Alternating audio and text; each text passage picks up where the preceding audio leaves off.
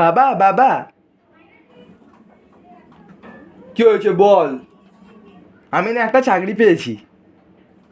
কি বাবু, সত্যি সত্যি তুই চাকরি পেয়ে গেছিস বাবু?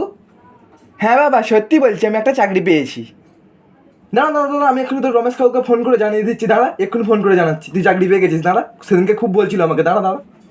কি রমেশ দা, কেমন আছো? তা বলছি একদিন বাড়িতে এসো, ভালো করে মটন ভাত আরে খাওয়াবো। একটা খুশির খবর আছে, আমার ছেলে তো চাকরি পেয়ে গেছে। সেদিনকে তো খুব বলছিলে এত বয়স হয়ে গেল চাকরি পাচ্ছে না, কি করবে, বাউন্ডুলের মতো ঘুরছে। আজকে তো আমার ছেলে প্রমাণ করে দেখিয়ে দিল, আমার ছেলে তো চাকরি পেয়ে গেছে।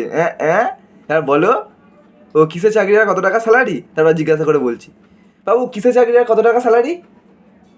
ওই তো রন্টি কাকুর মুদিখানা দোকানের পাশে যে চপ দোকানটা আছে না, পোলের ধারে, ওই পোলের ধারে যে ছেলেটা কাজ করতো, ওই ছেলেটা আর কাজ করবে না, কাজ ছেড়ে দিয়েছে। ওই কাজ করার জায়গাটা খালি আছে, ওইখানে আমাকে চপ দোকানের মালিক চাকরিটা দিয়েছে, বিকাল 5টা থেকে রাত 10টা পর্যন্ত প্রত্যেক দিন।